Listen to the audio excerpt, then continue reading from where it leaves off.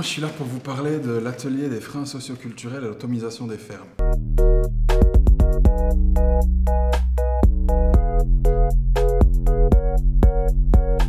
Pourquoi est-ce qu'on a voulu investiguer ce problème? Bien, d'abord parce qu'il y a toute une question d'image du métier qui, en Belgique et en Europe en général, est assez mauvaise et donc qui agit fortement sur la volonté des agriculteurs de chercher à améliorer leur situation. Il y a toute une question d'un carcan culturel qui existe autour de ce qui fait ferme, de ce que ça veut dire être agriculteur, de ce que ça veut dire avoir une ferme, de ce que ça veut dire être un fils d'agriculteur ou une fille d'agriculteur. Et il y a toute la question, donc, résultant de ces deux-là, de la vision de soi que développe l'agriculteur qui est aujourd'hui en exercice. Donc nous, on a voulu comprendre quelles sont ces forces qui construisent ou non ce rôle et cette image, et comment est-ce qu'on pouvait débloquer la situation. Alors, les grands freins, on va dire, qu'on a identifiés, le tout premier, on vient déjà de l'évoquer, c'est l'absence totale de reconnaissance sociale en ce moment en Europe pour le métier qui pourtant est nourricier, le métier qui garantit qu'on est encore ici à avoir des discussions sur ce qu'il est. Le deuxième grand frein, et c'est sans doute le plus important, c'est ce qu'on va appeler le conditionnement au progrès. C'est-à-dire qu'autour de nous, dans notre société, il y a un discours culturel qui crée donc notre vécu social, qui est clairement qu'il faut toujours aller en avant. Il faut toujours faire mieux, et donc ça implique quoi? Ça implique plus, au sens plus de bêtes, plus de terre, plus de rendement. Donc des fermes qui sont toujours plus productives et moins demandeuses en main-d'œuvre, des fermes qui sont toujours plus rapides, donc il faut plus de machines, il faut toujours faire en sorte aussi que cette ferme produise mieux, ça doit toujours être plus propre au visuel, ça doit toujours être plus beau.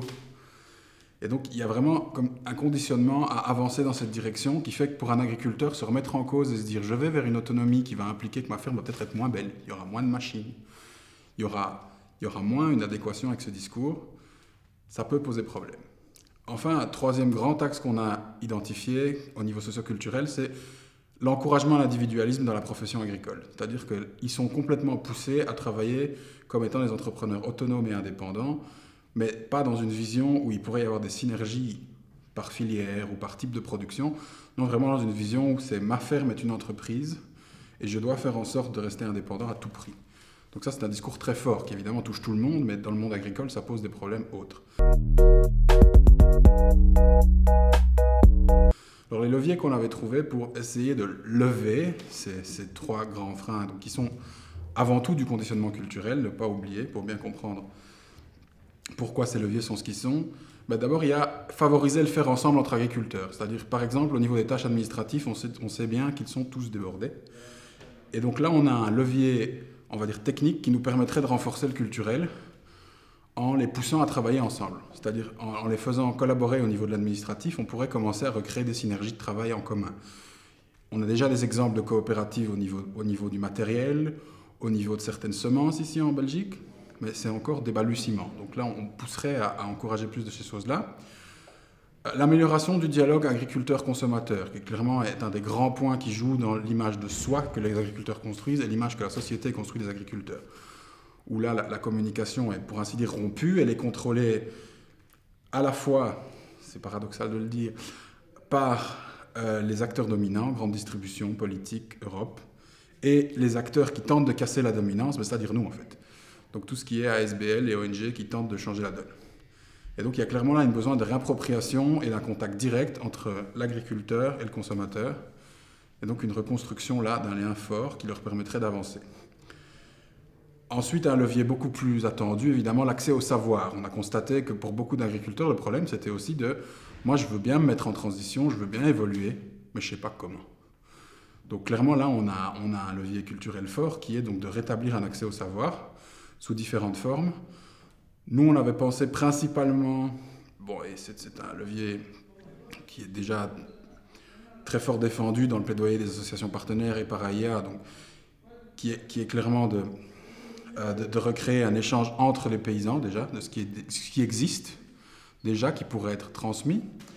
Et on a constaté que seulement pour arriver à créer ces trois dynamiques, on avait un gros problème, qui n'est pas du tout socioculturel, mais qui a été levé via une réflexion sur comment on lève les freins socioculturels, c'est de dégager du temps pour les agriculteurs. En fait, c'est un peu paradoxal de se dire que nous avons travaillé sur les freins socioculturels pendant toute une journée pour arriver à la conclusion que le point clé, c'est d'arriver à dégager du temps au niveau des agriculteurs. Ce qu'on appelle dégager du temps, c'est leur permettre de s'arrêter complètement, déjà de prendre du repos. Les 3 paysans qui étaient présents à l'atelier ont tous fait la remarque. Une journée comme aujourd'hui, c'est rare qu'on puisse la prendre. Voilà, tout était dit, quoi. Et donc on a réfléchi là à vraiment des leviers forts pour essayer de leur permettre de récupérer ce temps. C'est-à-dire que il faut, parce que le problème d'une ferme, c'est qu'elle ne s'arrête jamais, que quelqu'un les remplace d'une manière ou d'une autre.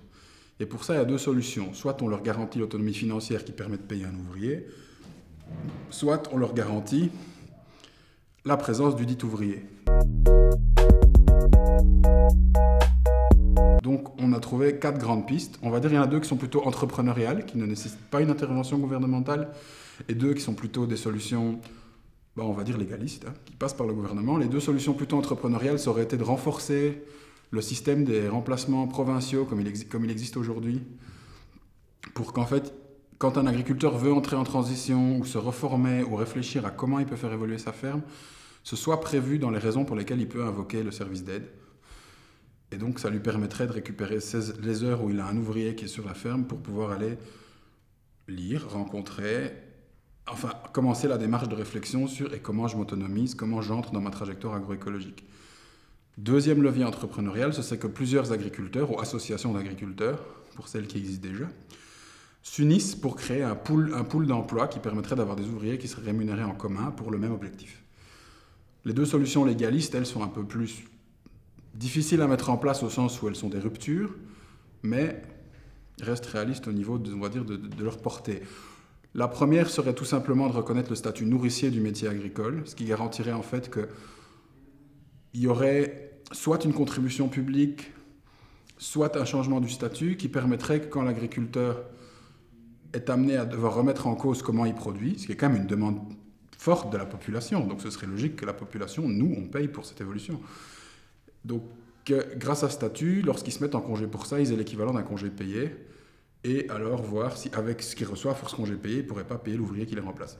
Donc ça, ce serait la première solution légaliste. La deuxième solution légaliste, qui découle assez logiquement de la première, ce serait carrément un système de participation populaire, où là, on parle d'aller puiser dans la poche du citoyen directement, donc c'est plus une participation volontaire, qui était le cas dans le premier cadre, où là, on aurait carrément un impôt nourricier qui serait pour garantir que les agriculteurs soient rémunérés pour les transitions. Ce qui leur permettrait donc l'accès à ces 3 leviers qu'on a évoqués, c'est-à-dire pouvoir réfléchir à comment ils s'entraident, mieux dialoguer avec le consommateur et avoir un accès au savoir différencié sous toutes leurs formes et dans tous les types où on peut les rencontrer.